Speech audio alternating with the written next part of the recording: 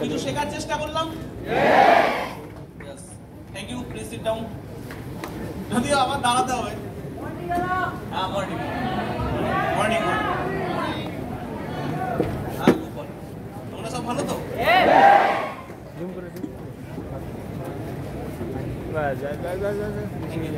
হ্যাঁ ঠিক আছে, সাড়ে পাঁচ। ট্রেনিং লং টাইম চলবে তো? লং টাইম চলবে?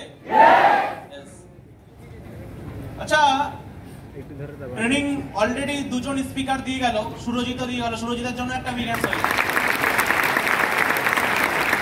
তো অলরেডি দুজন ট্রেনিং দিয়ে গেল, ভালো ট্রেনিং দিয়ে গেল, অনেক কিছু কমপ্লিটলি শিখিয়ে গেল। বিজনেসটাকে কিভাবে হ্যান্ডেল করা উচিত, সাবজেক্টটাকে কিভাবে মেনটেন করা উচিত, অনেক কিছু জিনিস শিখিয়ে গেল। তো যার টাইম খুব কম, অল্প টাইমের মধ্যে কিছু বলা তো খুব টাফ, তবুও যতক্ষণে টাইম আছে নেক্সট স্পিকারকে ডেকে নেওয়ার আগে, নেক্সট পার্সনকে ডেকে নেওয়ার আগে কিছু কমিউনিকেশন করব। প্রথমত বিজনেসটাকে করতে গেলে, সাবজেক্টটাকে কাজ করতে গেলে প্রথমত আগে সাবজেক্টটা সম্পর্কে ভালো করে জানতে হবে। সাবজেক্টটা সম্পর্কে যত জানবো, কারণ এই বিজনেসটা হঠাৎ করে হয়ে যাবে না বা হঠাৎ করে বড় হয়ে যাবে না। আস্তে আস্তে আস্তে আস্তে বিজনেসটাকে বড় করতে হবে। আর বিজনেসটাকে ধীরে ধীরে ধীরে ধীরে বড় করার জন্য বিশেষত যেটা লাগবে সেটা হলো প্রফেশনটাকে খুব চিপকে ধরে থাকতে হবে। প্রফেশনটাকে খুব চিপকে ধরে থাকতে হবে। যে বাইরের মার্কেটে যে লোকটা পুলিশ হওয়ার জন্য দৌড়াচ্ছে বা WBCS অফিসার হওয়ার জন্য দৌড়াচ্ছে বা ব্যাংকে চাকরি করার জন্য দৌড়াচ্ছে, যে যেই প্রফেশনের জন্যই ছোটবেলা থেকে প্রিপারেশন নিচ্ছে, সে কিন্তু প্রিপারেশনটা এই কারণের জন্যই নেয়, কারণ সে জানে আমি যদি প্রিপারেশন না নেই তাহলে আমি ওই প্রফেশনে টিকতে পারবো না, বা ওই প্রফেশনে আমি যেতে পারবো না, বা চান্সও পাবো না। বাইরের যে কোনো প্রফেশনে কাজ করতে গেলে আগে প্রিপারেশন নিতে হবে, প্রুফমেন্ট করতে হবে, তারপরে জায়গা।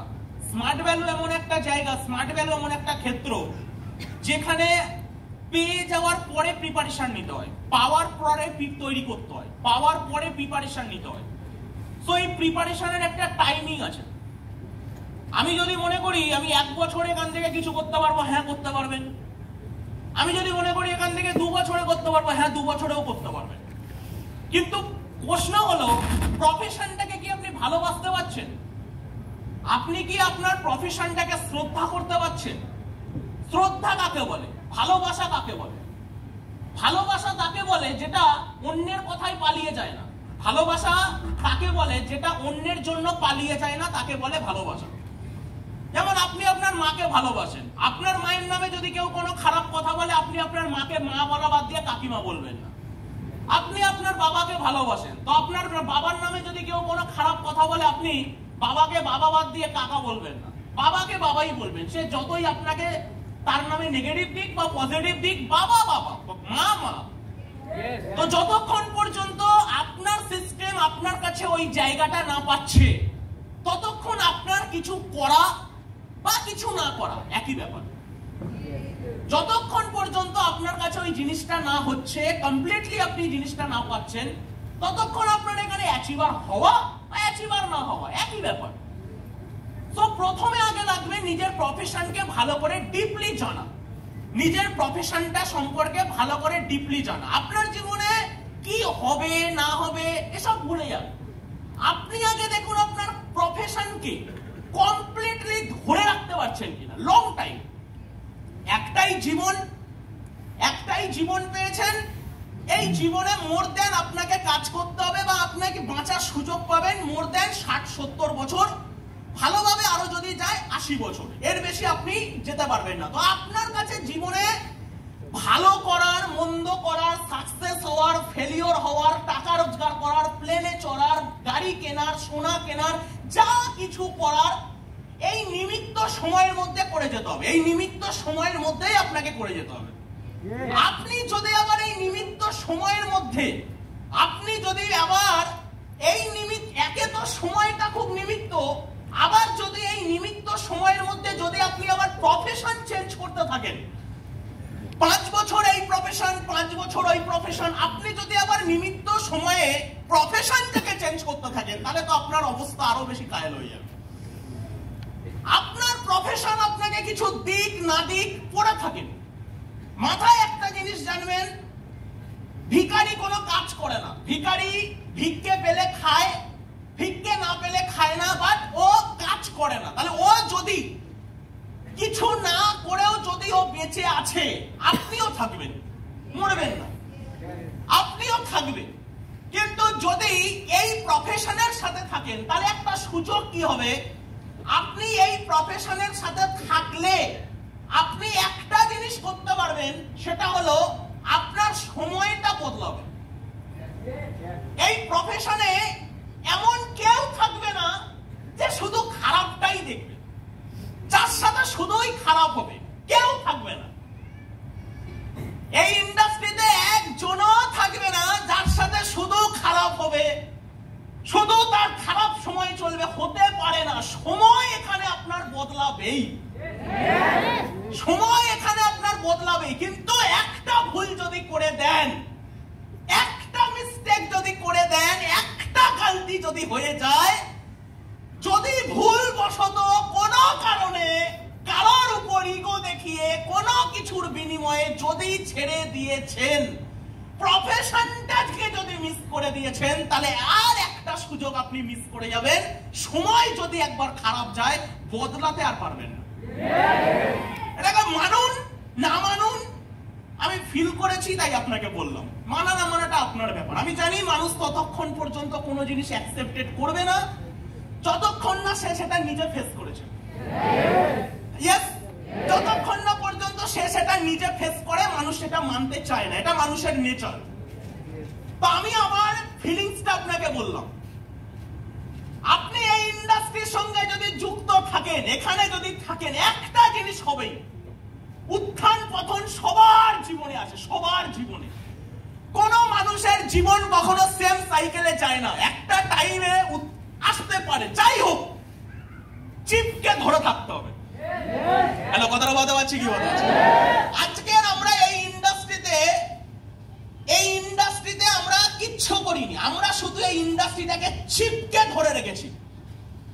আমরা শুধু এই ইন্ডাস্ট্রিটাকে চিপকে ধরে রেখেছি। আমরা কসম খেয়ে নিয়েছি, 5,000 যদি কামাই এখান থেকে কামাবো, 50,000 যদি কামাই এখান থেকে কামাবো, 5 লাখ যদি কামাই এখান থেকে কামাবো, যদি নাও কামাই এখান থেকে। কারণ আমি একটা সিম্পল জিনিস জানি, এই প্রফেশন ছেড়ে দেওয়া মানে আমার জীবনের পরিবর্তন আমি করতে পারবো না। কথা পাচ্ছি কি বলতে পারছি? তো একটাই মেসেজ দিয়ে গেলাম, টাইম যেহেতু খুব কম, যদি কাজে লাগাতে পারেন তো লাগান। একটাই মেসেজ দিয়ে গেলাম, প্রফেশন ছাড়বো না। হ্যালো, বলতে পারছি? আর একটা জিনিস শিখিয়ে যাই, সময় খুব কম, আর একটা জিনিস শিখিয়ে যাই।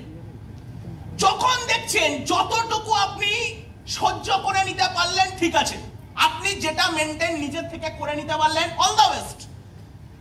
যখন দেখছেন আর পারছেন না, যখন দেখছেন আর হচ্ছে না, ইচ্ছাকৃত সময় নষ্ট করবেন না, কারোর কাছে সাবমিট হয়ে যান।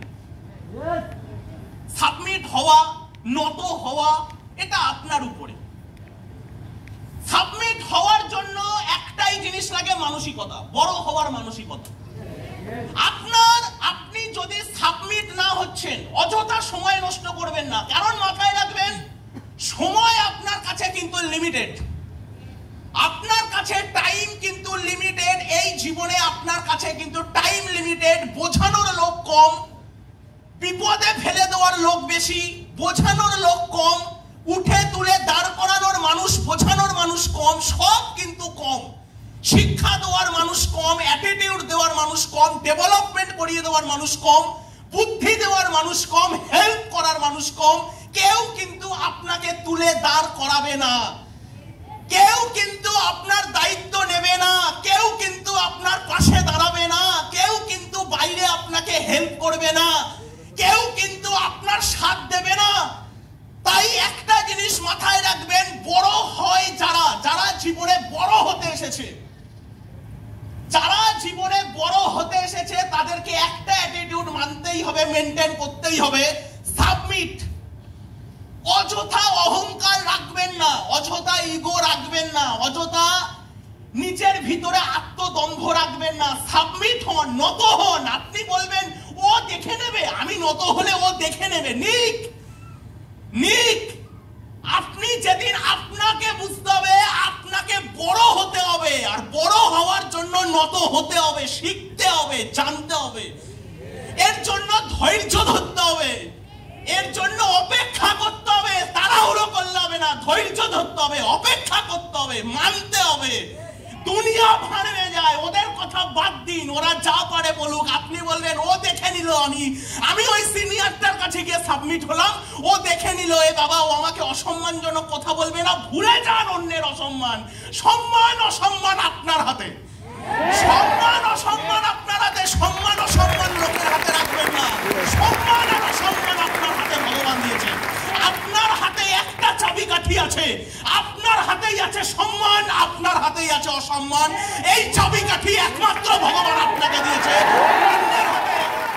অন্যের হাতে সম্মানের চাবিকাঠি রাখবেন তো নিজে সম্মান পাবেন না, অন্যের হাতে অসম্মানের চাবিকাঠি রাখবেন তো সম্মান পাবেন। মাথায় একটা জিনিস রাখবেন, আপনি যেটা পাওয়ার জন্য পয়দা হয়েছেন সেটা আপনাকে অ্যাচিভ করেছেন।